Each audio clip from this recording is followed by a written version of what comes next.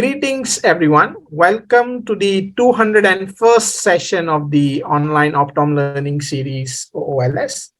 And I would like to again acknowledge the support of our education support system from Seg University Online, as well as Cooper Vision, who has been able to support us for the activities and the education material we bring to you. Today, we are joined with Dr. Felicia Timmermann. Dr. Timmermann earned her optometry degree with honors from the Illinois College of Optometry and completed a residency in pediatric optometry as well. She also obtained her Master's of Science in Global Health from Northwestern University, and she's been closely working and associated with Cooper Vision since April 2022 as the manager of Myopia Management. Previously, as a clinical optometrist, she has been working in a pediatric ophthalmology department where she was keen to work with kids at the Children's Hospital as well. And I think her passion of working with kids in the kids clinic is what she's going to share with us today, along with some insights from Cooper Vision. So welcome, Dr. Timmermann. Thank you so much for joining us on this, Sunday morning. And let me just leave the screen time to you. All right. Well, thank you so much. And thank you so much for the opportunity. And I do want to say thank you for all for joining today. It is morning here in Miami, Florida. And as mentioned, I am an optometrist specialized in pediatrics, as well as have implemented myopia management for a lot of my patients as well. So really excited to talk about these topics with you today. So really just to give you an overview of where we're going with this discussion is I am going to give a nice little background on myopia, and then we're going to go into the pediatric eye exam and what that looks like from the comprehensive level. And what I really want to do here today is give you some tips, some tricks in order to be successful with this patient population. Because before we can implement any myopia management, it's really that comprehensive pediatric exam that's, the foundation of where we can go to. So that's really where I want to build your overall confidence going forward. And then we're going to give a nice little overview of the myopia management modalities as well. So without further ado, I'm just going to get started here. So looking at financial disclosures, I do work for Cooper Vision. You'll hear more about our products after this talk. So again, just kind of talking a little bit more about myopia. I think it comes to no surprise to anyone that by 2050, 50% of the global population is anticipated to have myopia.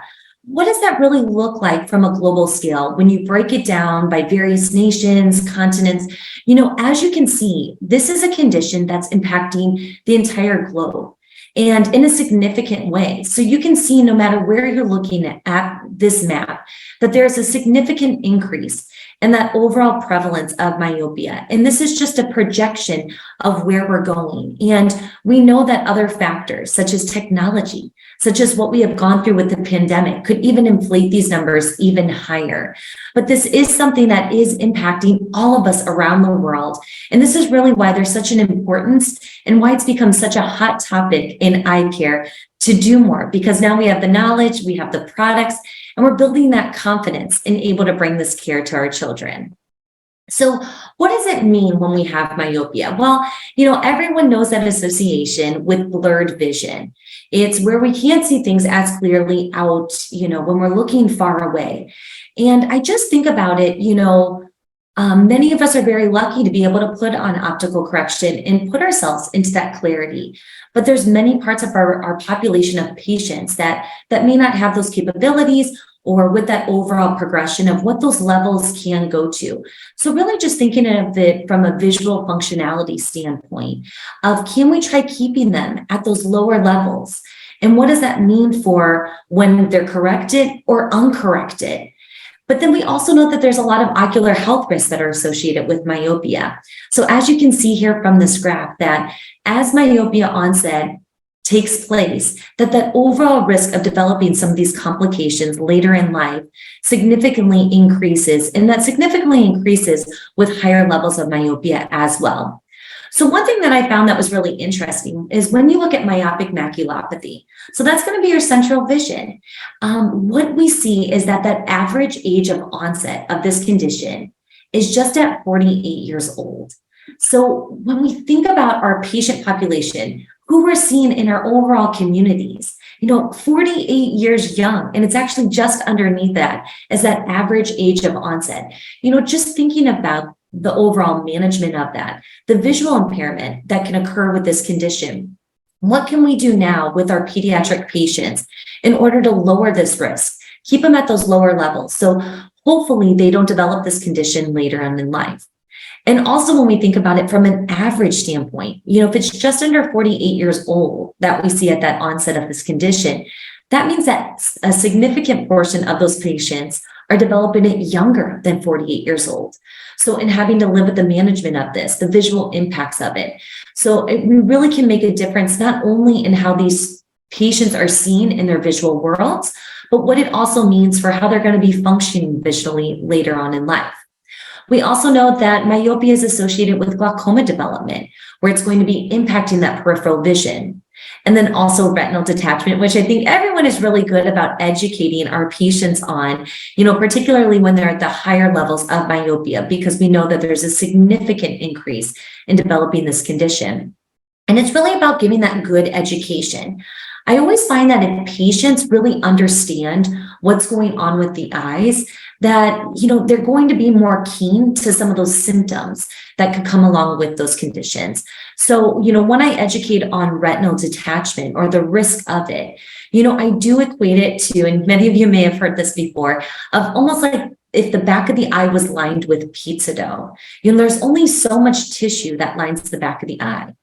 But really what myopia is just that eye getting longer. So what happens to that tissue, in really giving it that perspective, if you equated that analogy of pizza dough, what happens if you continue to pull on that? It's going to be more susceptible to holes, thinning, tears.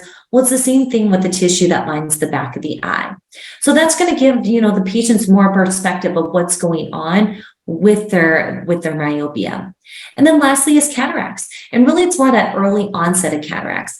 And in many parts of the world, there may be that accessibility to getting cataract surgery, but in other parts there's not. So just thinking about how that's going to be impacting those daily lives of those patients living with that condition. So what does it mean, with myopia management from the ocular health risk standpoint? So Dr. Mark Bullimore was part of this great study where he really coined the phrase of every diopter matters. And why he was able to say that is because if we just keep one diopter from progressing, we're able to reduce the risk of some of these complications later in life. So we're able to reduce the risk of myopic maculopathy by 40% and glaucoma and visual impairment by 20%. And this holds true no matter which level of myopia that we're looking at, whether we're keeping a child from going from a -2 to a -3 or a -6 to a -7. The same reduction in risk holds true no matter which level of myopia that you're at.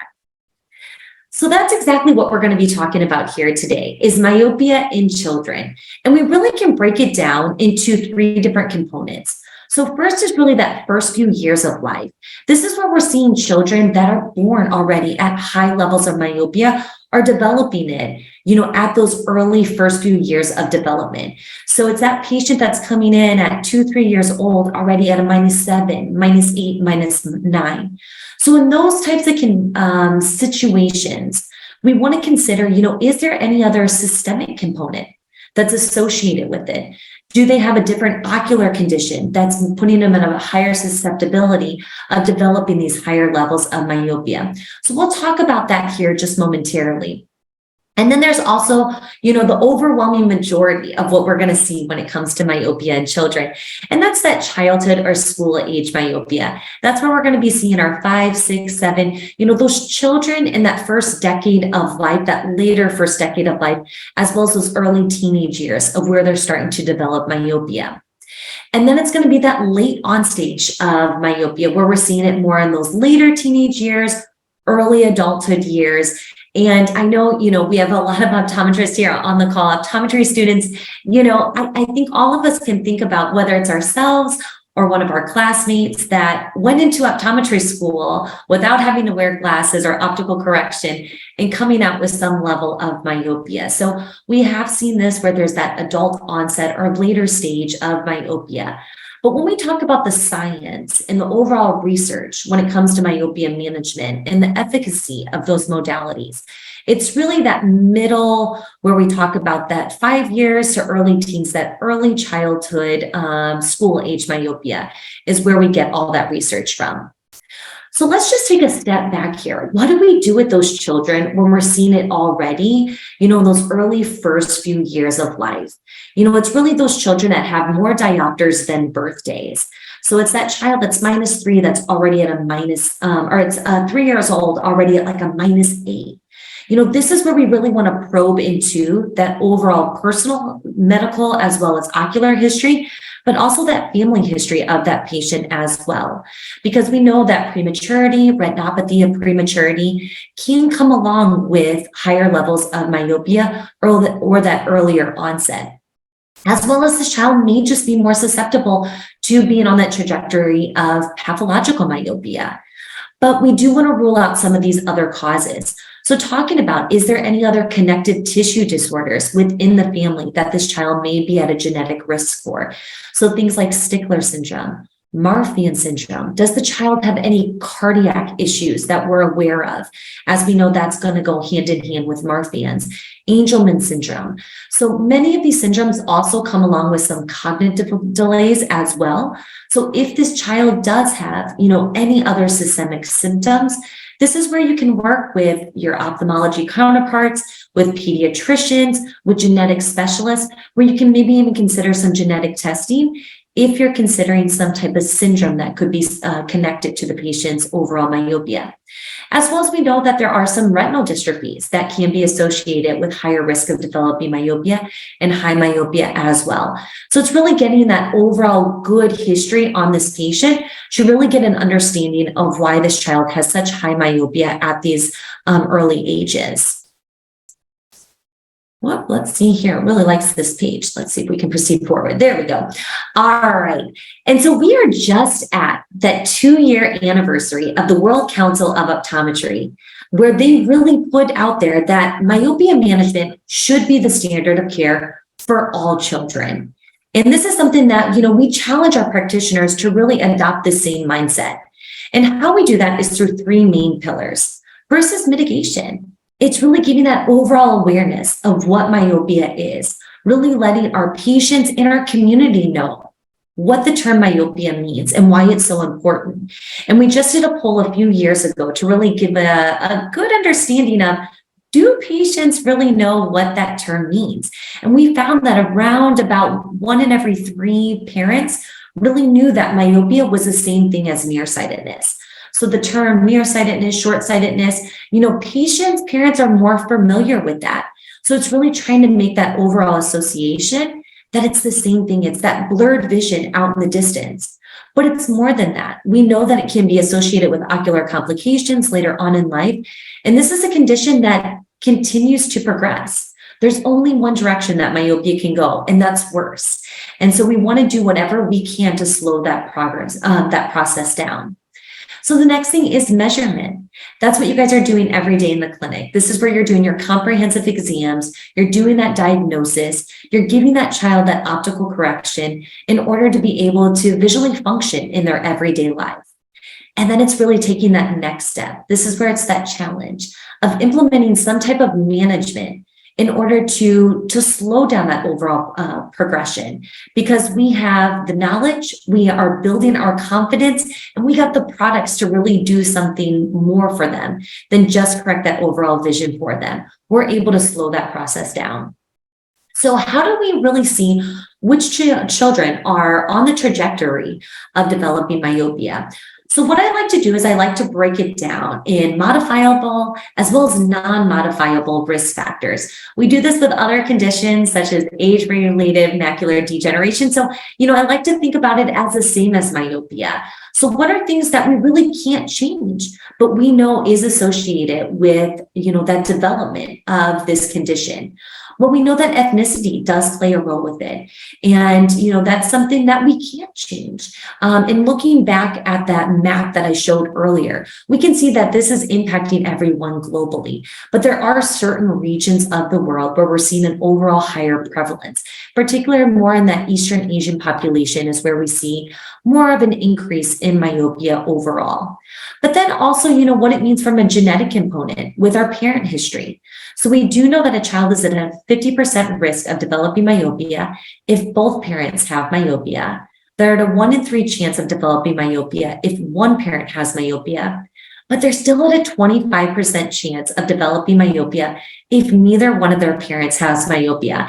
And this really resonates with me because I am this statistic. And actually, it's myself and my sister. So both of us ended up with myopia, myself at a lower level, my sister more at a moderate to high, but neither one of our parents have myopia. So it was a surprise, and so it really shows that that 25% is out there. And we have a lot of kids developing these conditions without this, risk factor being involved. So that tells us that there's more at play when it comes to developing myopia.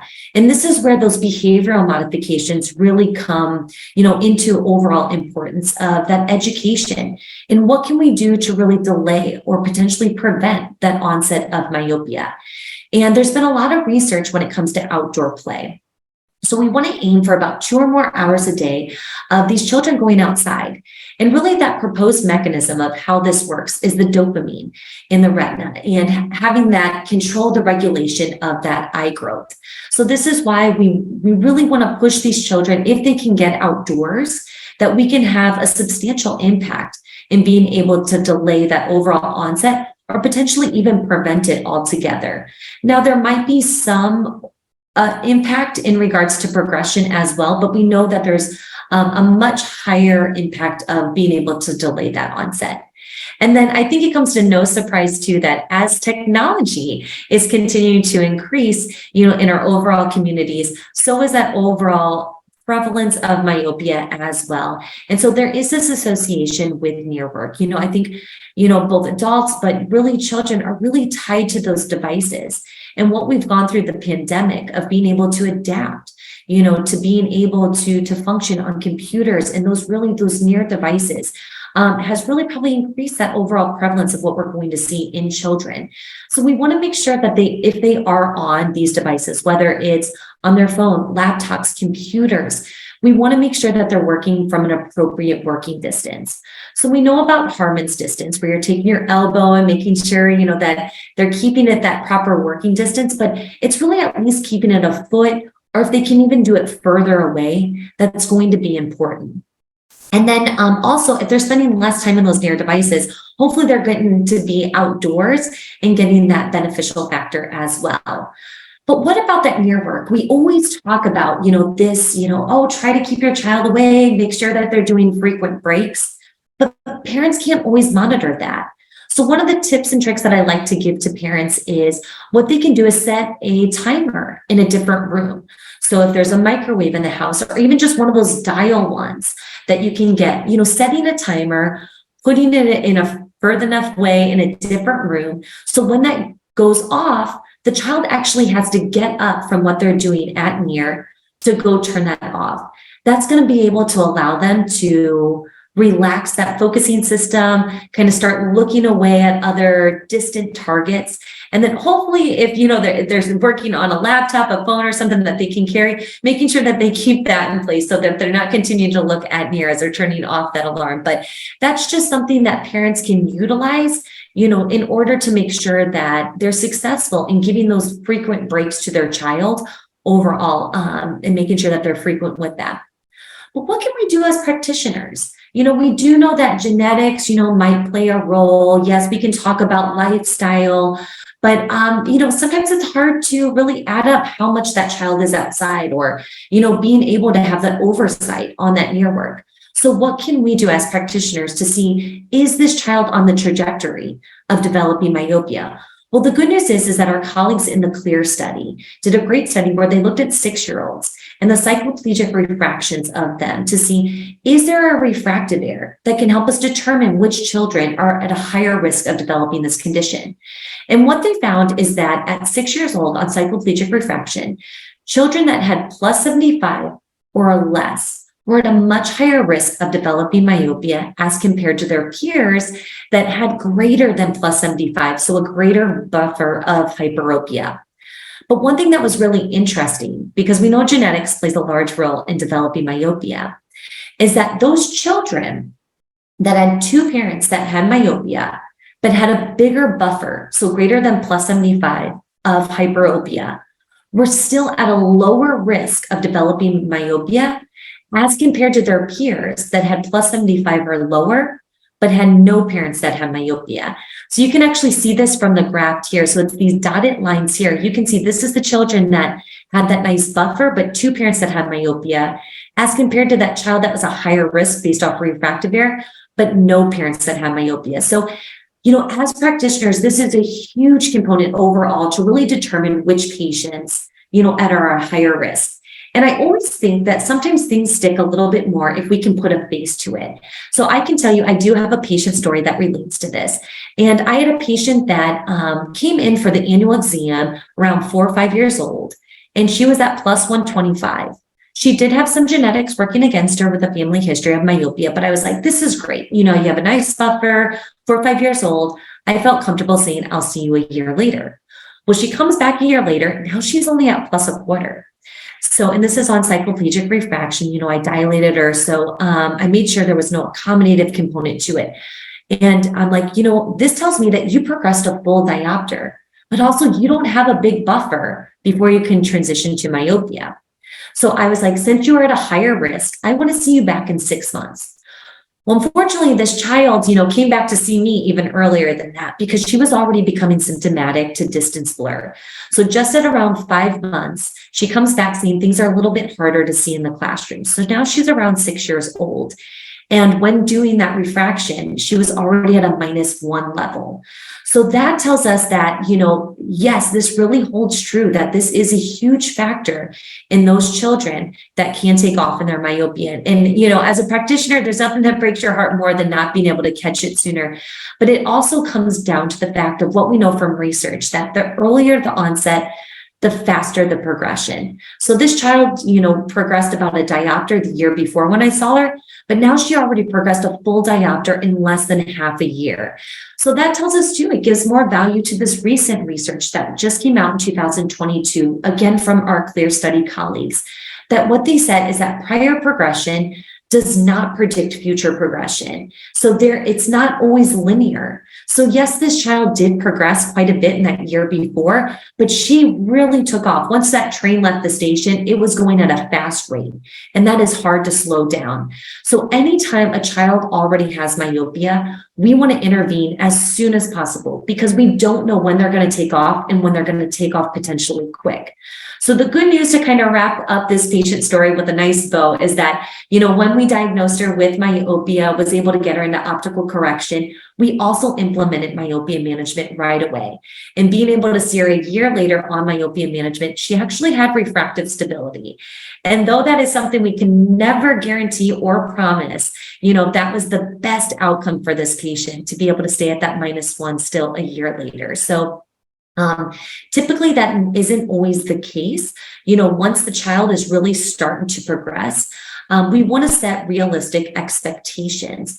And the way that we can do it is giving that analogy of, this is a child that was progressing rapidly. And so saying, it's kind of like a car that's going 100 miles an hour. You're not going to be able to slam on that brakes and make that car stop. All we can do is slow that down and eventually get it to a stopping point. So it's the same way with myopia management. So anytime that we are educating our patients and parents on that, we want to give these realistic expectations of what these modalities can do. But then sometimes we can really surprise ourselves and have the outcome like I saw with that patient. So now we're going to launch some poll questions because we're going to get into that pediatric eye exam as well as some myopia management. So we're just going to get an overall analysis of who's all in the room here. Awesome, great. So I've just launched the first poll. I think this is just wanting to know that how many of pediatric patients you typically see in your practice, let's say in a week. Yeah. So how many patients are you examining? Okay, there we go. So we have about 60% of them seeing nearly about less than 10 patients in a week. And we do have a lot of them who are seeing between 11 and probably some of them are also seeing more than 20 patients in a week. So we have a diverse group, I would say. Absolutely. This is great. Okay, so let's see. Do we have another poll? I'm just going to launch that. Which of the following you have access to in your practice for myopia management? So you can choose multiple options, and if you have multiple options available in your practice, and if you are answering others, we would like to know what other options apart from the options you have, and you can put that on the chat as well. All right, so I think majority of the attendees have probably an easy access to spectacle lenses, followed by ortho-K, soft lenses, and then a couple of them also have an access to low-level red light therapy as well. So interesting. Really great to see the overall variety there. That's wonderful. awesome, great. And I see a couple of you also did tick on the others option, and if you are able to put it on the chat, that will be great to know if we probably don't have that in the option. Okay, and the next is putting that on. Do you currently implement myopia management in your practice? So how many of you are actually doing myopia management? And it could be either of any of the ways, but are you really doing myopia management? So that's what we want to. Almost, I think about 80% of the attendees what we are having here today are practicing myopia management. Yeah. I love to see that. Yeah. And those that aren't are learning. So it's always great all around. This is wonderful. Right. And one more. And if you are practicing, myopia management, we just want to see what's the youngest age you think you would start myopia management. So is there an age thought in your mind? Would you start at less than 5 years, or you want the kid to be slightly older and then you will start myopia management? So a lot of them are thinking to start at the younger age, less than 5 years, and 5 to 7 years old being the majority of the attendees would want to start. So that's there we go. Yeah, I'm just sharing the results with you. Yeah. That is so great. I love to see that, really adopting that standard of care overall. So this is really great. Okay, great. So thank you everyone for participating, and yeah, we can listen to your discussion now. Thank you. Wonderful. Thank you guys so much. So now what we're going to do is we're going to jump into the pediatric eye exam. And this is really just me just giving you guys my perspective on various tips and tricks, in order to use alternative methods to get the information that we need in order to be successful with this patient population. And because anytime you're implementing myopia management, where really the foundation is a good baseline pediatric eye exam. So I'm just going to give you some overall tips in what we really want to be looking at, but how to deviate, from that standard process that we might use on adults or some of our older patients. So first, jumping into that personal and family history. And we talked about it a little bit earlier, when we see patients and really understanding myopia. So getting that good family history and personal history, maybe the age of onset of the parents, as well as if you're acquiring a patient that already has myopia, what does that progression look like? Though it doesn't predict future progression, is this child already progressing rapidly that we really need to implement as soon as possible in giving those overall expectations of what we can anticipate, slowing that down. And then, talking about, has this child, used any other myopia management modalities in the past, and what's available to them right now as it's an ever evolving clinical practice. And then also those lifestyle questions. We know that there's behavioral modifications that we can make in regards to myopia management, but then also whenever we're talking about those modalities, being able to relate that to them, would they benefit from certain modalities over the others just based on their overall lifestyle?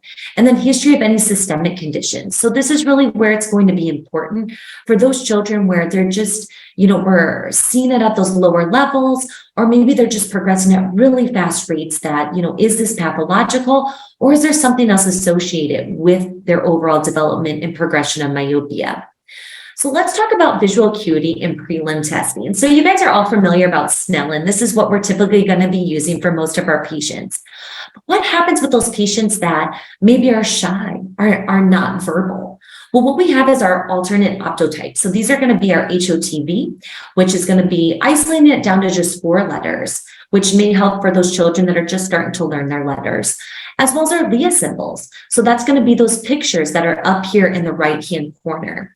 So really my tip is here is that typically whenever you're going to have a child match, if you're giving them a card, and if you don't have this card, it's easy to create on your own with a blank piece of paper of drawing out these various shapes, is really setting the child up for success. So when I give them the card, I actually go through those different shapes with them and ask, can they identify? I point to it and I say, what is this? And they might call it a circle. They might call it a ball. They might call it an O. I don't really care what they call it, as long as they're consistent with it and it's kind of in the realm of it, just like give them that positive reinforcement. Oh my goodness, you're so good at this. What is this one? It gets the child engaged. It gets them excited about it. And then also, if they're able to accurately, depict which each of those 4 different shapes are to some certain level of degree,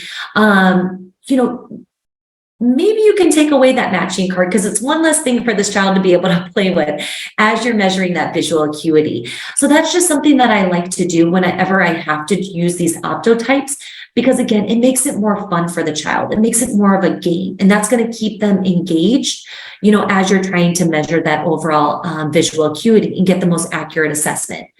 Other considerations that you want to do as well is that if you are giving a single letter presentation, if possible, giving those crowding bars, because one, this is going to be important in being able to identify amblyopia, because that's going to be more associated or easier or depicted with linear Snellen. So those crowding bars are going to mimic that same type of linear presentation of letters. So also it helps you that you're not overestimating what that visual acuity is, because we want the best baseline information. So sometimes that single letter presentation is the only way we're going to be able to get information from this child. But if you have the capabilities of using those crowding bars, it's going to give you a more reliable assessment of what that child is seeing. And then of course you have your preferential looking, which is going to be your teller acuity, as well as Cardiff for more of our younger patients. And then, of course, if you really have to rely on just any type of obtaining visual acuity, these are going to be your really young patients, your infants, those really young toddlers, or those, children at that age that aren't behaving or cooperating as much. This is where you can use things like fix and follow, where you occlude an eye and see if they can follow a target around, or even if you really have to rely on it, that blink to light. So I know sometimes, you have that crying child in the room and you're like, I need to get something, some type of information. You always are going to have an alternative method in order to go through all the components of the exam. So next is visual acuity, our visual field testing. So of course, we're all very acquainted with counting fingers, but not every child is going to be great with this method. So what you can do is an alternate, which is a visual evoked saccade. So this does require having, someone else to help you out with it. Typically you can use it all on your own, but it's really just having the patient focus on you yourself as the practitioner in front of you and bringing in some type of object in the periphery. So this is where it's usually better if you can bring in a tech, a staff, a scribe to stand behind the patient. So if you're having the child focus on you in front of you, whether you're making funny faces, whether you're just talking to them, you have a puppet in your hand, you're going to have someone stand behind the child and just come in from behind them with the target. What they're going to do is they're going to look at that thing that's coming in from the periphery. So that's one way that you're able to assess to make sure that there's no other components going on that could be compromising their peripheral vision, whether it's something in the retina or something going on behind the eye. The next thing is pupil testing. How do we adequately do this? Well, this is where we really need to control that overall accommodation. Because when we think about the modalities of myopia management, sometimes it's implementing low-dose atropine or atropine in general, which could compromise, that pupil size. So we want to get a good baseline analysis of this. So whether you're going to have a child look at a target, you have a nice poster on the wall, across the room, have them describe that to you so that they're able to keep their attention. Because if they look at you, if they look at the light, they're going to accommodate. And that's going to constrict that pupil. So that's not going to be able to give you that overall reliable analysis of what that pupil size is as a baseline. So that's really your tip there in order to control that overall accommodation to get a good baseline measurement. The next is ocular alignment. Everyone's pretty familiar with cover test and being able to use that to distinguish strabismus. But we do know that there are other methods too, such as the Bruckner test as well as Hirschberg. So Bruckner is really going to give you just something's going on there. This is going to be more for your toddlers, your younger patients, when you just can't get a good Hirschberg test or a cover test. And what it is looking at, is there equal red reflexes between the two eyes? And if one of those eyes is not demonstrating that, big red reflex to it, it could appear a little bit lighter in color on more of the shade of white. It could indicate something else is going on in the eye, whether it's a cataract, whether it's something going on in the retina, but it also could indicate that there is strabismus present. As well as the Bruckner test can also tell us a lot about the refractive error as well, if you do see a crescent that is present also. But then there's also the Hirschberg testing. So as you can see here from this illustration, depending on where that light falls on the corneal reflex, can tell you that there is one of these various ocular misalignments in place. And why this is so important to distinguish is because when we think about the modalities of myopia management, there could be an impact overall that we're going to get into just momentarily here. And then there's the last is extraocular muscle testing. So a lot of times you can use, a toy, a light, something for this child to be able to follow. But what about those children that has cognitive delays? What about those that aren't able, to really follow that toy, whatever object that you're using to really assess those extraocular muscles? That's when you can do the dowel head, where you actually take the head and you manipulate those different head positions in order to make sure there's no constriction or restriction of those muscles in any of those various gazes. So that's something that you can do, whether it's with infants or particularly those patients that may have cognitive delays that don't, really have that overall focus in being able to follow a target. So let's jump into refraction, because this is really the backbones when it comes to myopia management, because this is your baseline. This is what you're going to monitor that overall progression from. So you want to get the most up-to-date refraction for the patient. And when you do this testing, I really challenge you all, if you're not using a trial frame or a loose lens refraction, this is probably where you're going to be more successful with the pediatric patients. Those teenagers can sometimes sit, pretty well behind the phoropter, but the thing is, if you can get really good about using lens bars or loose lenses to do refraction, this is going to give you a lot more control overall. Because I think we've all had that pediatric patient that you put them behind the phoropter and they start playing with the dials. Next thing you know, you're like, where did the eye go to? And their head's around the phoropter looking at you. And you're like, oh, just stay behind there. Or they're going back, they're moving around. So when you're using loose lenses, you have way more control overall in being able to control that fixation and see where that patient is looking and keeping that lens, at that same distance from the eye. And it's just that overall efficiency in being able to obtain that refraction. So, if this is a process that you don't currently do, what you can do is, for those patients that are going to be cooperative, start practicing that loose lens refraction on them and using that trial frame. Because when it's your only option and it's your only alternate choice, besides the phoropter, you're going to feel a lot more confident with it. You're going to be much more proficient and efficient in being able to perform it.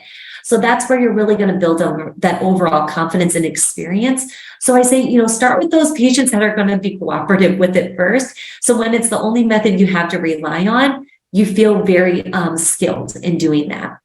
And then it's also, when we think about refraction, and I have been a victim of this too as a practitioner, is that these children are on these near devices all day long, whether it's academically, whether it's personally, they're on the phones, they're on the computers, they really are always working at near. So there's a thing called near work transient myopia, where it's basically just dialing in that focusing system all day long, and it takes a while for that fully to relax. So when the patient comes in and you're doing that dry refraction and you're looking at what that level of refractive error is, it's very easy to over minus these children. And this is where I've been a victim myself of, where I'm like, okay, I think this is the end point here.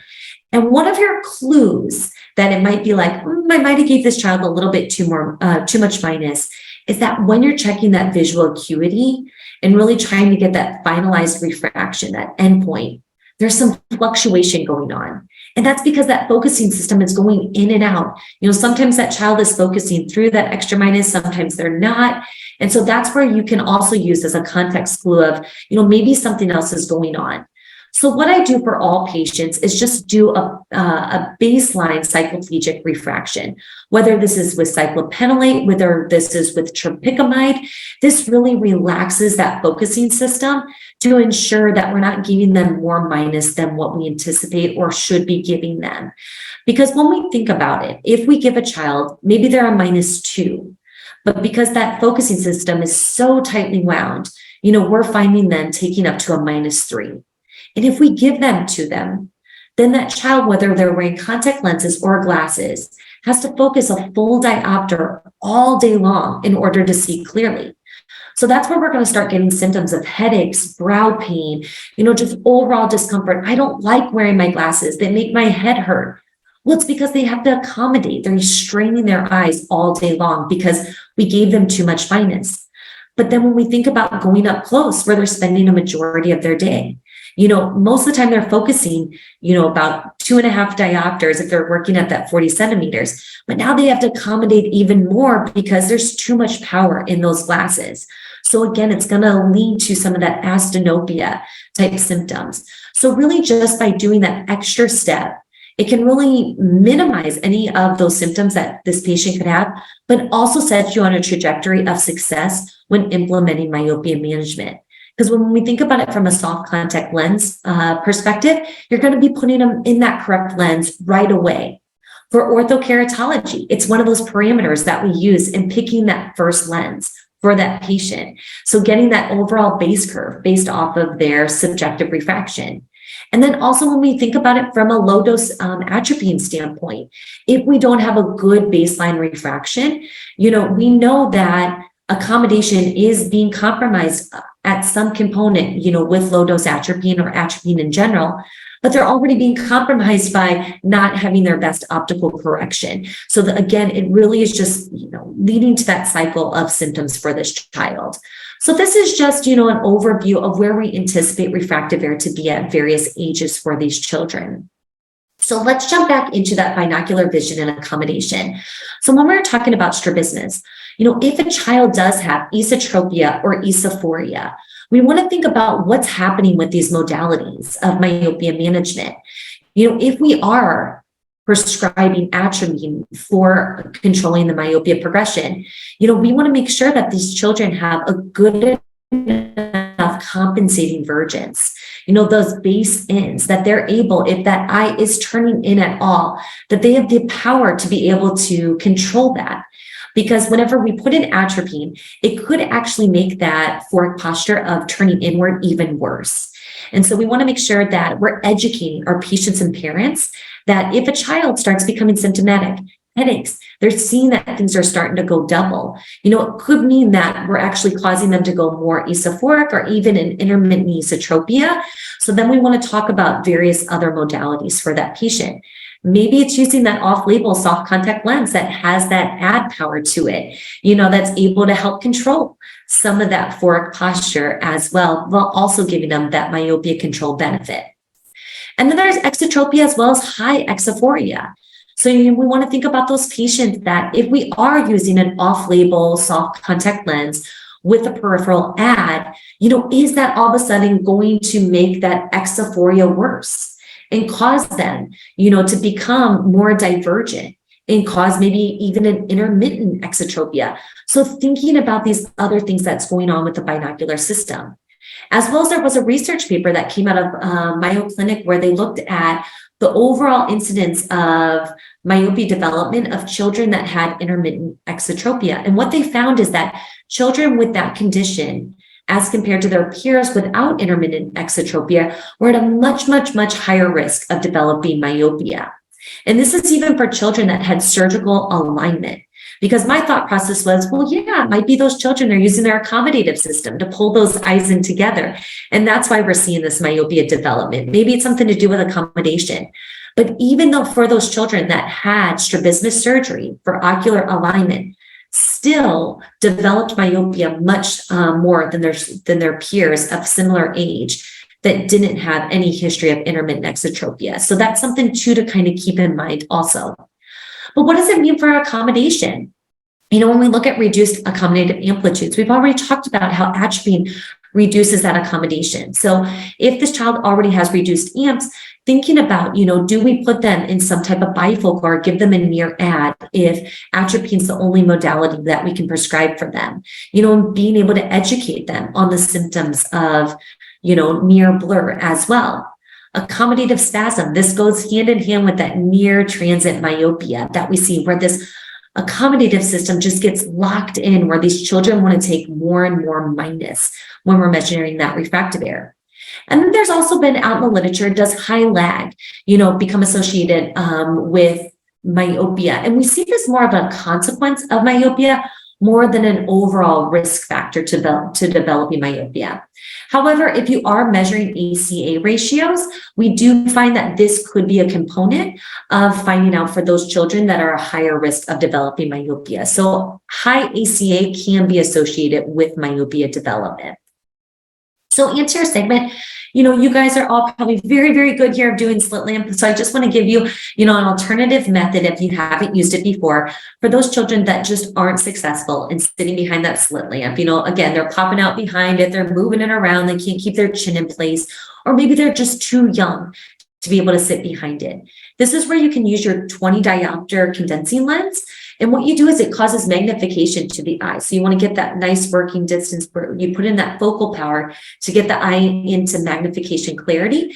And then using some type of resource, whether it's your pen light, it's your retinoscope, it's your direct ophthalmoscope, to illuminate the eye, to look for any type of opacities, any type of conditions that could be going on in that anterior segment.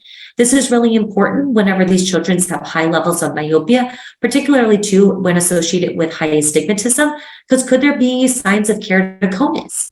If we're implementing contact lenses as a modality, we want to look for any type of corneal changes, corneal scars that are already present. So we make sure that we're not missing something or thinking it's related to a contact lens complication later on.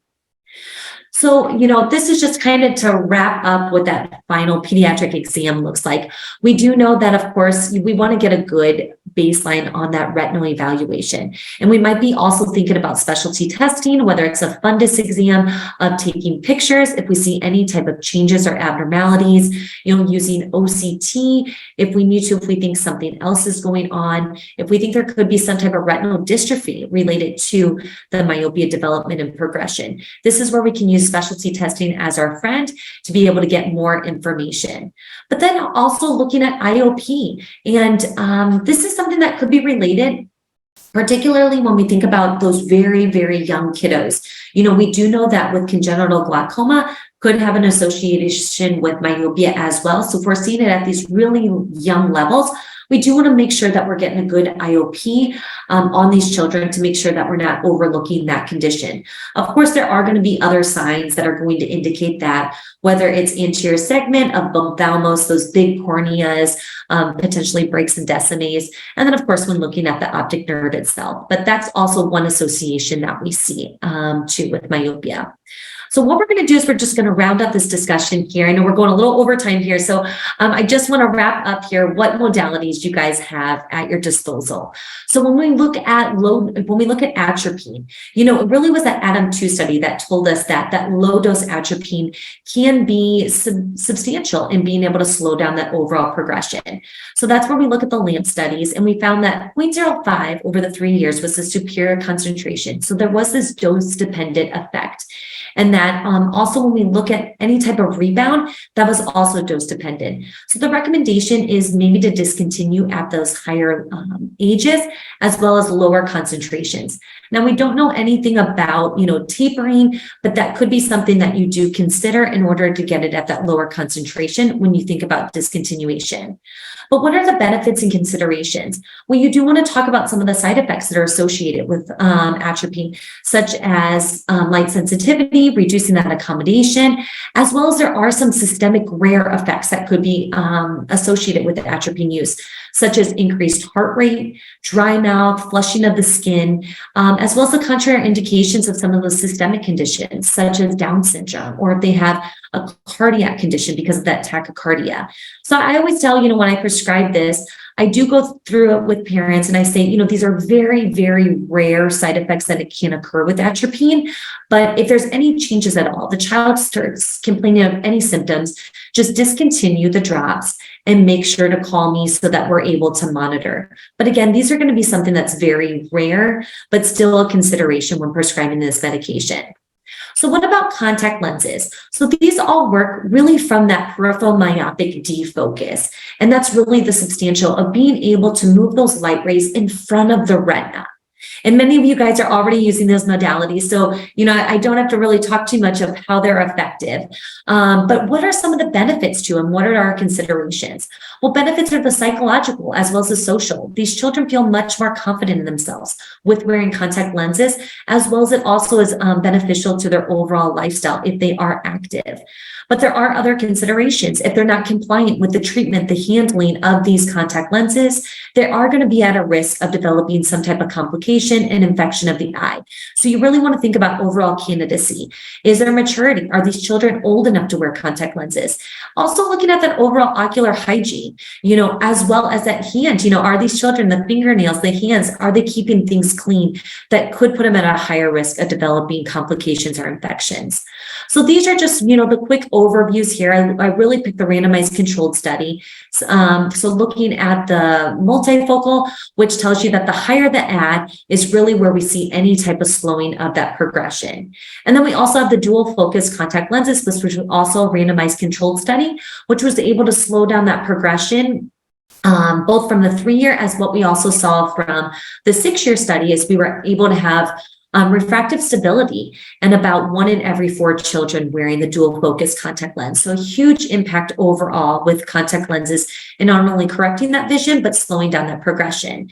And then when we think about, orthokeratology, there's a lot of meta-analysis that gives us that overall confidence in being able to slow that progression. But this is really that randomized controlled study that compared it to single vision contact lenses, where we were able to find out that it is an effective mechanism of slowing down that axial elongation by about 43% as compared to placebo. And we can see that efficacy ranges when we look at the meta-analysis. So just to kind of close out contact lenses here, Dr. Mark Bullimore was part of this great study that looked at the overall safety of wearing them. And what we can see is that children 8 to 12-year-olds was actually the safest group overall that we see with wearing contact lenses. And we really don't see that complication come until those later years. So those later teenage years, as well as early adulthood years. And I think if we think about the lifestyle of these patients, that it really makes sense of why maybe we see these younger children doing much better in contact lenses than our adults. All right, so spectacle options, and I'm not going to go too much into this. A lot of you guys, have already these at your capabilities. So I just want to wrap it up here of some of the historical methods of what you used. One is single vision contact lenses or glasses. They do nothing for that progression, and we know that we can do more. And you guys have really stepped it up in adopting that standard of care for our patients. In being able to prescribe, effective modalities and slowing it down. Also undercorrecting, that was always a proposed mechanism. And we found there's no benefit or it could even lead to greater progression of that myopia. As well as bifocals or progressive lenses, maybe there is some limited benefit with those executive bifocals, or if there's any type of BV findings, but overall, it's very limited that we find with this modality. And lastly, it's those novel designs, which many of you guys already have at your disposal or in your toolbox. It's that dim focus design where it's those optical center, and in the mid periphery, it's that plus 350 honeycomb ads that leads to that peripheral myopic defocus, as well as the highly aspheric lenslet, the HALT design, which are the constellations of that aspheric lenslets in the mid periphery, also causing that peripheral myopic defocus. And lastly, the diffusion optic technology, which is going to work more from a retinal contrast standpoint of lowering that retinal contrast in the mid periphery of the eye, which is the proposed mechanism of slowing down that myopia. So guys, I just want to leave you with a summary here, is really just educate early on myopia management and treat as early as possible. And what we found from these polls is you guys are already doing that. So I really applaud you all for really making it the standard of care. And consider those alternate methods, educating on the lifestyle, what's going to benefit this patient, but also using that baseline examination of what's going to be the best and what do you have to continue to monitor in order to avoid any symptoms or complications with that patient. And then also really just having fun. Kids feed off of your energy. So if you make it fun, if you're enjoying that experience, the children will too. So thank you guys so much for taking time out of your Sunday, whether it's the evening, whether it's the morning, or it's the afternoon. I really appreciate you guys taking the time to learn more. And I'm available for any questions, or we can jump into the sponsorship presentation as well.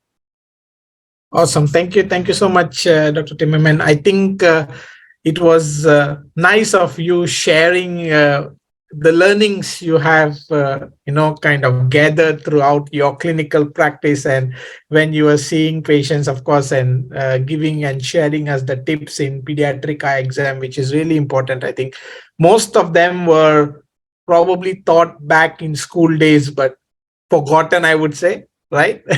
And thank you so much for sharing that with us. Yeah, absolutely. To the updates from Dr. Timmermann. Please go ahead. Sure. Thank you. Thank you so much. I want to be mindful of everyone's time because I know I went over there a little bit here. But, just talking about Cooper Vision, what we found in our recent research is that, there really is, I think we've always known this before, there's a very limited time window for intervention, and that, there's rapid progression when we see it in that childhood, school age developmental myopia, and that we're seeing that about 65% of children aged 8 to 12 years old are at that low level of myopia. And this is really where we want to be catching it. And I'm so glad from the poll here that you guys are already starting at that level. So you guys are part of that statistic that we're seeing here in the US that, about 3/4 of our practitioners really say we need to be starting early. Because when you think about it from an ocular health standpoint in developing some of those complications later in life, yes, we know that we can lower that overall risk of developing them, but it's really about the here and now. What can we do to keep these children at that low levels of how they're going to function in their everyday life, both uncorrected as well as corrected? And being a low myope myself, I see the benefit of that, of not being able to have to put on optical correction to do everyday life tasks, and really having that independence if I need that.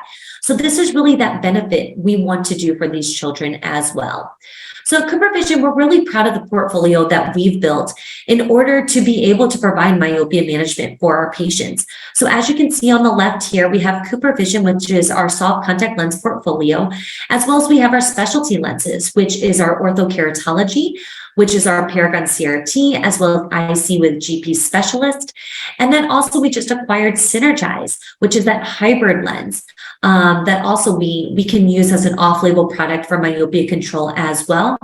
And then you can see there too with SightGlass Vision, which is going to be that diffusion optic technology of being able to lower that retinal contrast in that mid-periphery to slow down myopia progression. So here in the US, it currently does not have FDA approval, so we don't have that available or any of those myopia management spectacles available to us. So I'm so almost jealous of all those that are able to prescribe that, because it really is going to be a game changer, particularly for our young kiddos that we're seeing develop myopia that might not be a candidate for contact lenses, or low dose atropine doesn't work from. It's a great modality choice for those patients. And then, of course, it's MiSight. This is the product, we're extremely excited about, because here in the US, we have FDA approval for it. It went through that rigorous 7-year study in order to demonstrate that overall efficacy of prescribing this lens in not only correcting myopia in children, but to be able to slow that progression as well. And because of that FDA approval, we get to really call it Myopia Control, because we've been able to control that myopia progression, not only from a refractive error standpoint, but from an axial length as well. So what does that technology of MiSight look like? How does this work? Well, we talked about it, a little bit about how a lot of these myopia management modalities work. And it's really that peripheral myopic defocus. And that's what this lens does.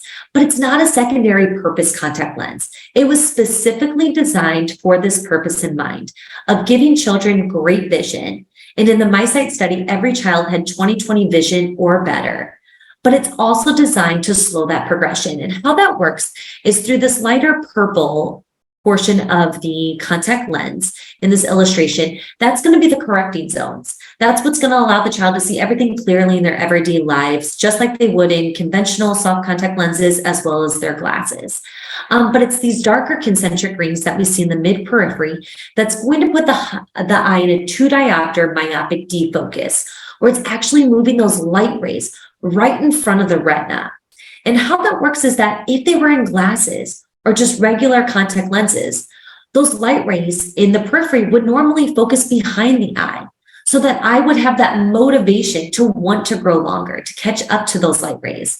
So by putting it in front of the retina, there's no motivation to want to grow longer. So that's really the technology behind why this lens is so effective. So let's just break down what this 7-year study really looked like. So the part 1 was that randomized controlled study. This is where we took children 8 to 12 years old and randomized them between ProClear 1-Day, which was the superior lens on the market, which was just a single vision contact lens, otherwise putting the children into MiSight. And what we found from that first 3 years of the study is that we were able to control the myopia progression from a refractive error standpoint by 59%, control axial elongation by 52%, and 41% of those children had no meaningful progression at all, so refractive stability. And what I mentioned earlier is that the earlier the onset, the faster the progression. So these were children 8 to 12 years old, where we would expect some progression. And, to get just under half of them have refractive stability really gave us a lot of confidence in the efficacy of this lens. So what happened in part 2? Well, we continue to monitor those same children that were originally wearing MiSight for an additional 3 years to see, do we see any type of adaptation? We always think about that with medication or any type of treatment. Is there going to be a point where it just no longer is effective or effective as it used to be? Well, the good news is that we didn't see that with MiSight. It continued to slow that progression year after year with this lens. So that gave us confidence overall that if we prescribe this, that it is going to continue to work throughout this child's journey with myopia. And then also those children that were originally wearing ProClear. Ethically, we couldn't keep them in that control lens because we knew that we could do more. So what we did is we transitioned these children to MiSight, and we're able to see what happens if we catch these children a little bit later in their myopia journey, because now these children are 11 to 15 years old. And what we were able to find is that we were able to slow that progression to the same rate as those children originally wearing MiSight lenses. So that is good, because whenever we see these children that maybe develop myopia a little bit later in childhood, or like I said, just catching them a little bit later in that myopia journey, we're still able to have a substantial impact in slowing that progression. And lastly is that part 3. This is where we see what happens whenever we discontinue MiSight in both groups. Are we going to see a rebound effect where, genetics takes over, or these eyes are just going to rebound and elongate to where it naturally would have done if we wouldn't have intervened with some type of myopia management, the MiSight lens. And what we saw is that it didn't happen, that these children just continue to progress at the same rate of what we would see in any age child at 14 to 18 years old. So that gives us a lot of confidence in that any benefit that we obtain by wearing MiSight is going to be retained after discontinuation of wear. So, knowledge is power. So whenever, the more we can educate our community, when we talk about the World Council of Optometry of making this the standard of care, it's really that mitigation. It's educating our patients and parents. It's educating our community about the awareness of myopia and letting them know about that association of what it is and why it's so important that we address it and address it from slowing down that overall progression and that benefit that we can have from a visual standpoint, as well as from those ocular complications later on in life. And since many of you guys are already adopting myopia management in your practice, being able to provide those patient stories of, those fast progressors or those success stories, that's really where we want to give that confidence overall and that this works. We've seen it work. We have other patients, that we've had to be able to provide this benefit from. So really being able to help fuel this in order to give that confidence to our patients and parents as well. And with CooperVision, we're really proud of the resources that we have available as well, that you can utilize for yourself to learn more, but also direct your patients and parents for them to learn more. So we do have our myopia management website, as well as our YouTube platform. So if you haven't seen this, I really do encourage you to subscribe. It's going to give patient, parent, our eye care practitioner testimonials of myopia, as well as that journey with MiSight, as well as there's great resources. So we have children, as well as parents going through that insertion and removal of contact lenses at home, because, sometimes that can be a little bit of an overwhelming process of learning it for the first time in clinic. And just like learning anything for the first time, sometimes you forget, some of those tricks, some of those steps that, may not make you as successful at home. So being able to utilize this as a resource to remember how to successfully go through that. And also it gives them, the parents and the patients, more confidence if they can see one of their peers be able to successfully do that independently on their own too. So, the YouTube platform is a great resource really for yourself to be able to learn more, but also see what resources are available to be able to share with your patients and parents. And then one thing too, particularly here, this is more US based, as MiSight does go up to higher levels in other parts of the world. But, we're really glad that we could just continue to extend that portfolio to make MiSight available to more patients with myopia. So here in the US, we have it up to -7. In other parts of the world, it does go up higher, but always looking to expand and bring the best care to our children. So making sure that, you're prescribing it for those children, even with those higher levels. But what is that education? What is that communication look like in that exam room? And I know sometimes this can be the overwhelming component is, man, is this going to take up a lot of chair time? How do I really simplify this so that there's an understanding of what myopia is? Well, it's just simply this, the eye is longer than it should be. It's growing weaker. It is the overall, this is concerning. But the good news is that we have myopia management. We have modalities to not only correct the vision for your child, but also to slow this process down. And the good news is, in particular, we can highlight this here in the US, is that we have an FDA approved product to do that.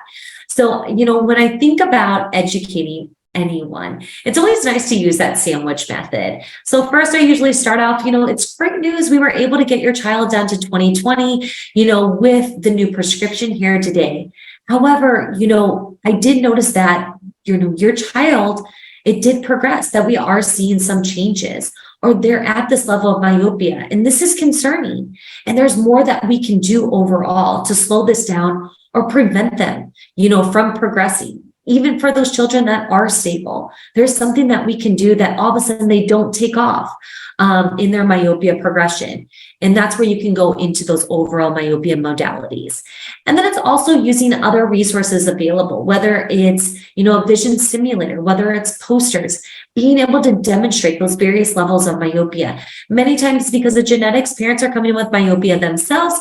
However, other times, the parents, like in my case, don't have myopia. So being able to demonstrate what that visual clarity looks like, from an uncorrective standpoint, and what the trajectory of, that myopia journey for their child is if we don't do anything. So that is something that, to add into that overall patient-parent communication. So with CooperVision, we do have various resources available in different languages as well that really simplifies and goes through the how, the what, the why of myopia and myopia management. And it really simplifies it down. So this is just a nice resource to be able to provide to patients and parents to learn more. And on the left here, what you can see is this age norm tab. This is something where you can plot where the child is on their refractive error, on their age, to see how they compare to that age norm. Are they already below what we would expect, for what their age is? Or, are they on the trajectory of developing myopia? Parents are really familiar with these types of charts already because of the pediatrician in regards to height and the weight of development. So this is something that you can bring to them. And then with CooperVision, we do have a platform that's specific to myopia management as well as MySight that you can subscribe to learn more. So a lot of resources available. Well, let's see. There we go. And the last thing I really want to leave you with here is that this net plastic neutrality. So when you do prescribe MySight, we did start this initiative where we do work with Plastic Bank, which Plastic Bank is a global organization where they work with coastal communities throughout the world, where community members there go out into their environment, collect plastic, and then they bring it to Plastic Bank, and they get monetary funds for the plastic that they collect. And they use those funds to be able to afford things in their everyday life, whether it's education for their children, whether it's food, just those everyday necessities. And what CooperVision does is they add up all the total weight that we're using in plastic in an annual supply of MySight. So that's everything from the contact lens to the plastic of the packaging, the adhesive, wherever there's plastic being used in an annual supply, we add up that total weight and we purchase that from Plastic Bank anytime that MySight is prescribed. And so any plastic that we're putting into the environment, we're taking that equal amount out. And so we just added MySight to this initiative in 2023. In just the first few years that we've done this with our other contact lenses, in a matter of just 2 to 3 years, we were able to take over 140 million, the equivalent of 140 million plastic bottles from ocean waters in coastal communities. So it's had a substantial impact overall in being able to remove plastic waste from our environment. So, though we always want to do great for our patients, we really, really keep that environmental perspective in mind as well. And there's nothing that you have to do to enroll into this. All you have to do is prescribe MySight, and we take care of the rest. So there's nothing else that your patients or parents have to do to be a part of this initiative. So just as kind of a wrap up here, MySight, in the US here, it's the first and only FDA approved product, and it's still actually the longest continuous soft contact lens study for myopia control. So when we think about, educating that mitigation, letting them know, CooperVision currently is launching our new campaign of Sight for Fight, or Fight for Sight, really fighting for these children and for their sight. So if you have Instagram, if you have Facebook, if you use these various QR codes, you're able to get this filter and you can, put it online on your social media to bring more awareness to myopia management and the overall importance of that. So I thank you all so much. Here is my email. If you would like to contact me about any questions, any concerns at all, I'm happy to set up Zoom calls. I'm happy to take any questions that you may have after today's call. So I'll leave this up just for a few more moments in case you do want any of those filters to add to social media, and make sure to hashtag CooperVision if you do put any of those on your sites. Well, wonderful. Thank you. Thank you so much, Dr. Timmermann, for sharing that updates from Cooper Vision with us today. I mean, a lot of things is happening, and I was quite impressed to see the global warming part of it as well. I mean, of course, we are managing patients, but then the plastic waste and things like that is been also taken care of. So that's really fascinating to see what the industry has to do in this perspective. So thank you for sharing that with us today. Absolutely. Thank you so much.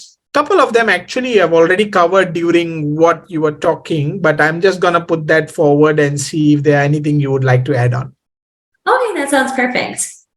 Awesome, great. So the first question I think came in quite earlier in the talk was regarding the dopamine release. So do you have any thoughts or any ideas about the effect or the production of dopamine? Is it better in slowing down the progression, or is it helping in preventing myopia? Any thoughts?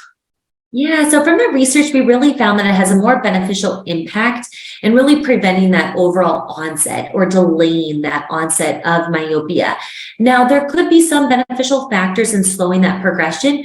We just see that it's just not as strong of an efficacy, I guess, of really working in order to slow that progression. But we do see that there's much more of a substantial impact. So that's why even those children that haven't developed myopia, and particularly those that are on the trajectory of using those other components of refractive error as well as genetics, to say this child is at risk, is we really want to make sure to be highly educating them to really try to prevent that overall onset as much as possible or delay it.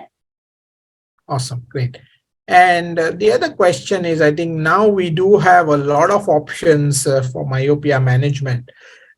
Is age something which helps you to decide which management option would you consider? So what's the minimum age in your mind if you want to give atropine, MiSight, spectacle lenses, and things like that? Yeah, absolutely. And I think that's all going to be really patient dependent and what the parents feel comfortable with. I know particularly with the MiSight lens, when we think about the FDA approval here in the US, it's the initiation of treatment between 8 to 12 years old in order to get that FDA indication. But, when you think about off-label, for many of the modalities here, particularly in the US, they are off-label, but it's really what you feel comfortable as a practitioner, as well as the patient and the parents, what they feel comfortable with, whether it's contact lenses, the handling of those, the oversight with the parents. You might be starting orthokeratology. I think the youngest I started on was 5 or 6 years old when I initiated orthokeratology. There's a lot that the parents are assisting with that. Now, with the spectacle lenses, you can always look at what's the starting age when it comes to the studies that are supporting that technology. And, when I think about the diffusion, they're looking at more younger ages up at the 6 to 7 year olds that are in those studies. Some of them start at around 8, closer to 10 years old. And then also looking back at the atropine, studies, I believe it was more 6 years old where they might have been starting that. However, it is an off-label product here in the US. I've used atropine for other conditions, such as for amblyopia treatment, as well as, if there was ocular trauma, so uveitis, whether it's rheumatological or because of, some type of trauma to the eye that they might have a uveitis from. I feel very comfortable as a pediatric provider, just provider that I could start this maybe a little bit younger, as well as if patients' parents felt comfortable. So that's where kind of I started, I felt comfortable of initiating it, and it was more of that discussion of what they felt comfortable with.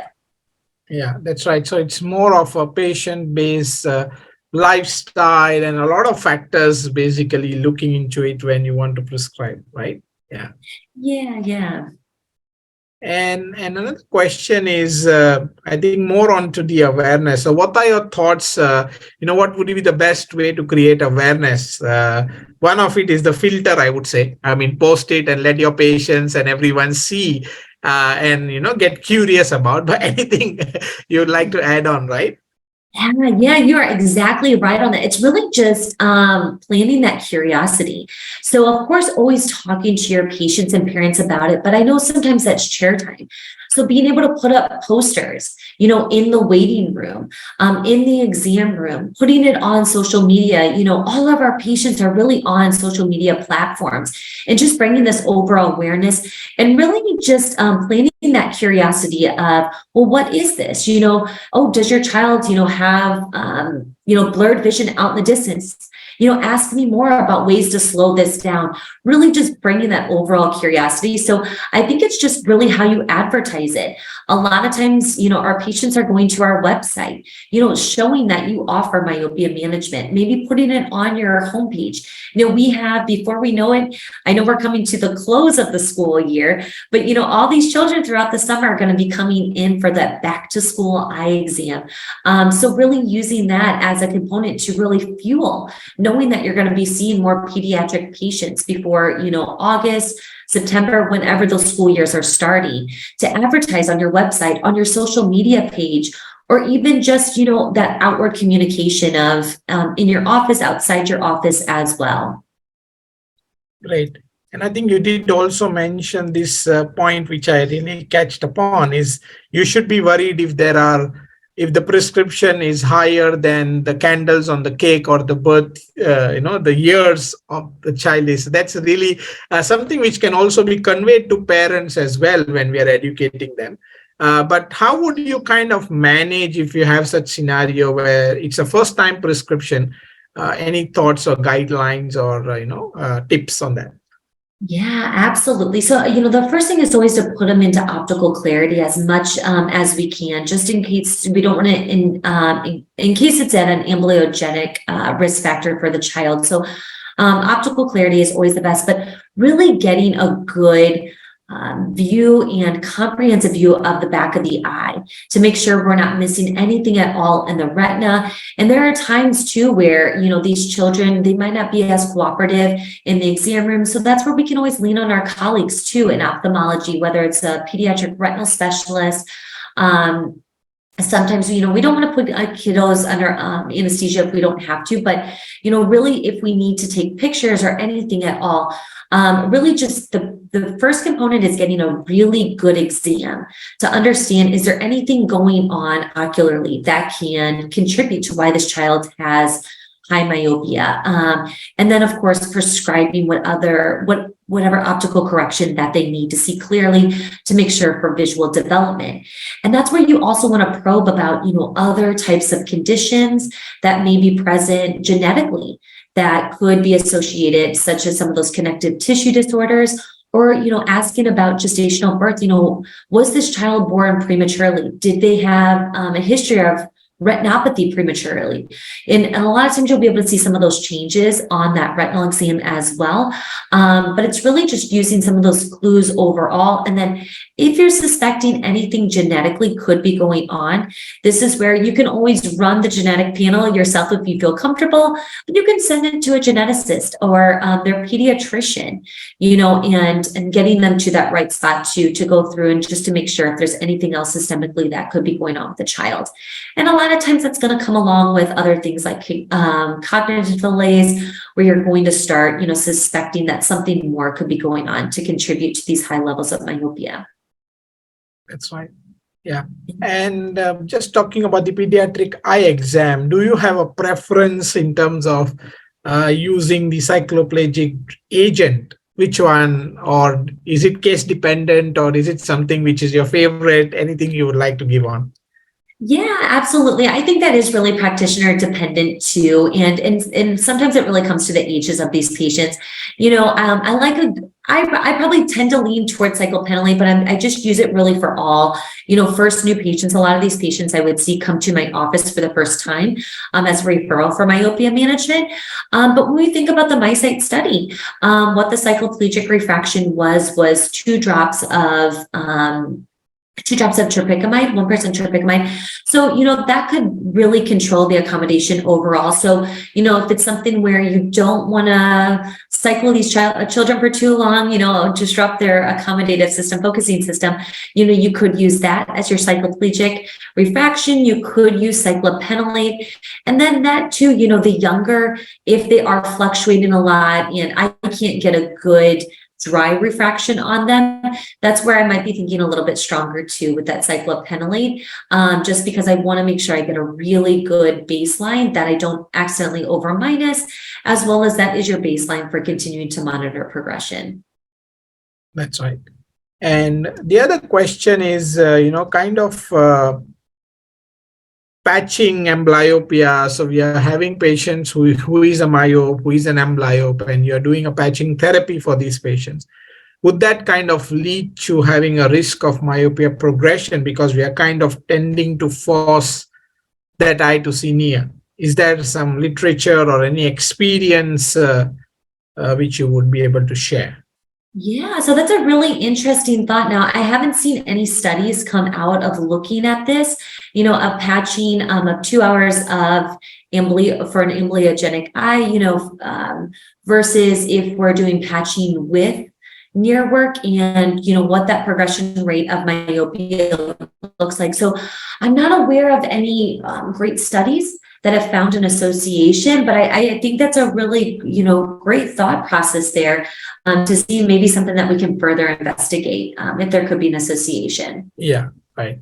And the next one, couple of more before we kind of close. They are quite interesting, so I thought we'll just quickly take those. One of it is this a case which is a young kid, 7-year-old, and has a family history of a myopic parent, and currently is just near about an e-metrope. Would you kind of start myopia management knowing that there is a risk factor, or would you kind of monitor? What's your clinical advice, I would say? Yeah, absolutely. So I think, first here is you're spot on, is just education, because when we look at the age expected, norms for this child, we would expect a bigger buffer here. Now, really at this level, if they're still holding on to a little bit of plus power, we don't have a lot of modalities for that. It's more just behavioral modifications, increasing that outdoor time, really trying to minimize the near work. Now we are looking at low dose atropine and maybe being able to use that to help slow that progression or onset of myopia. So I think that's going to be something that we're going to learn more about and feel more confident in being able to delay that onset for these children that are on the trajectory. So I would really say that if you're going to be using that as an off-label mechanism, just, looking at the evidence that we have with that right now and seeing what the patient and parent feels comfortable with.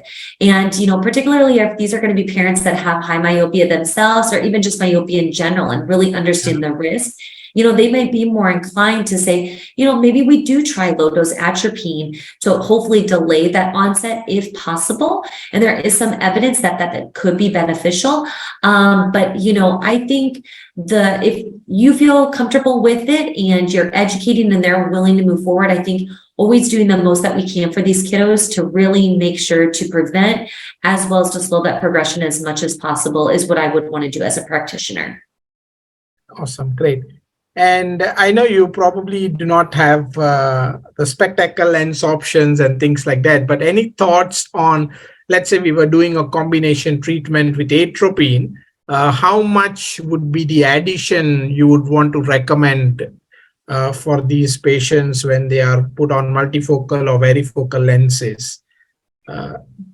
Yeah. So a lot of times if they have the good baseline accommodation, I don't start them out necessarily always on like a bifocal, or we have Eisen lenses as well, necessarily just because a lot of these children, and even we see from the LAMP study, are not symptomatic at all to the reduction in accommodation, because these children, when we measure it, a lot of times have such a reserve of accommodation.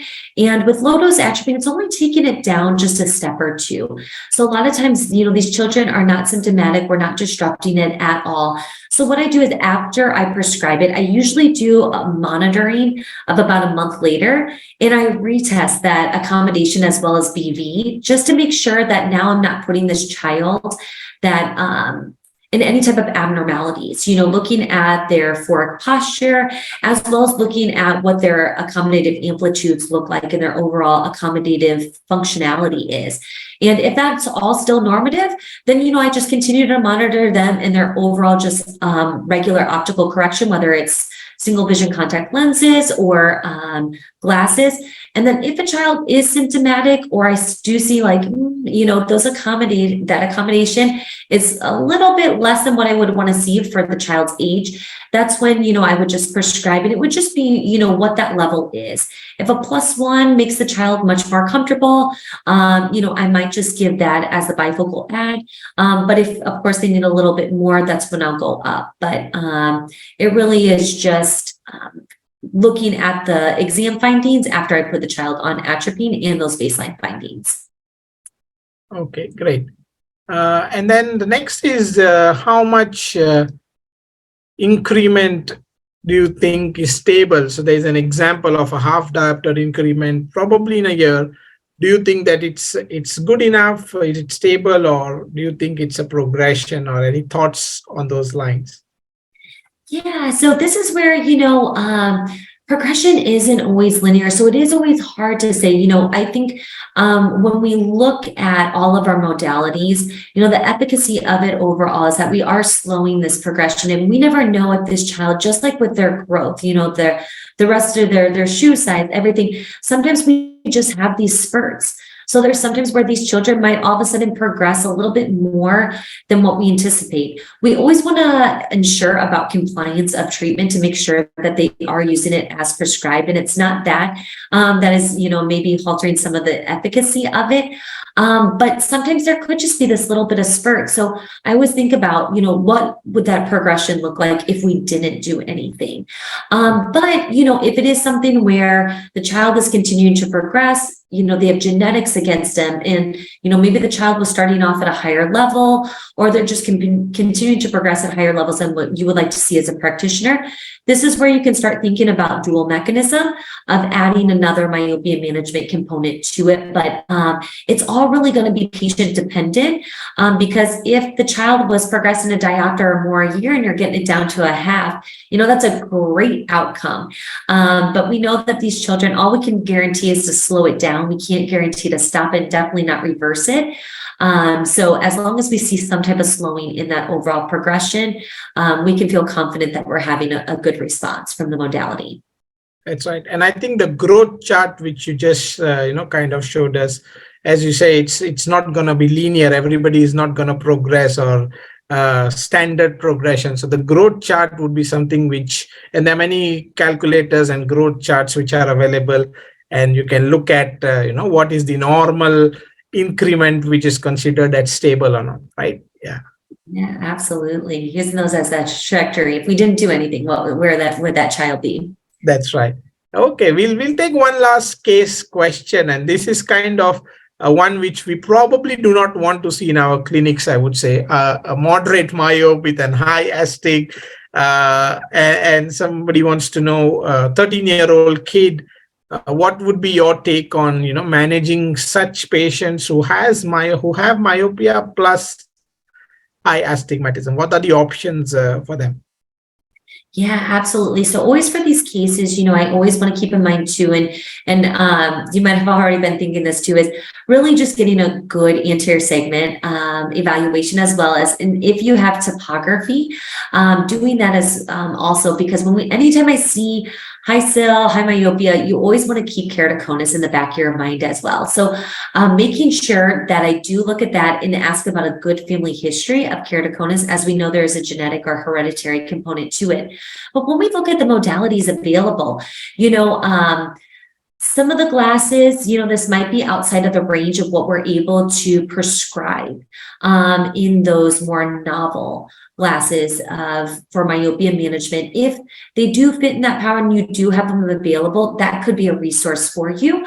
However, some of these are really going to be using low dose atropine, because when we look at the soft contact lens portfolio, this is really out of the range of what we can correct really well in a soft contact lens. Now, there are extended ranges for contact lenses that you could see how the visual acuity is with it. But, you know, it's really kind of getting out of those ranges. Now with orthokeratology and for definitely our more advanced fitters, you know, they might be able to do more of these specialty where they're really creating that orthokeratology lens to be able to correct that level of astigmatism as well. So it's going to be more of those specialty type orthokeratology lenses. But, you know, as a practitioner myself, of what I would have felt comfortable with, you know, this is where I'd have to go more off label and look at using more probably low dose atropine because of this high astigmatism and getting good visual acuity, and then just using optical correction, whether it's going to be just glasses or, you know, some type of specialty contact lenses where it's an RGP, scleral lens. You might be using a hybrid lens or something to be able to correct that level of astigmatism as well in an optical correction. Awesome, great. So I think thank you so much for sharing that, because we do see such patients, I would say, not to say very often, but these patients walk in sometime and we are, you know, kind of this is not in the range which we are, you know, expecting. And both sides, myopia as well as the astigmatism, is something to be of a concern. And yeah, we should look at combination options and look at what provides maximum visual acuity with the specialty care contact lenses which are also available. So thank you so much, Dr. Timmermann, for sharing that with us. Yeah, absolutely. Well, thank you guys all for just, again, taking time out of your Sunday to learn more so we can all do more. So really appreciate it. And from the polls, I'm so, it's really outstanding to see so many of you guys really adopt it as a standard of care at the low levels and for all children. So thank you guys so much for that. Yeah, so thank you very much for attending the session. We do have session planned over the next weekend, and we will share the details. I would like to again thank Cooper Vision for you know, being with us today, and thank you, Dr. Timmermann, for sharing your clinical experience and also sharing the updates from Cooper Vision. My pleasure. Well, thank you so much for the opportunity. Really appreciate it. Yeah. So take care, everyone. See you next week. And until then, be safe. I'll see you next week. Bye-bye. Bye, guys.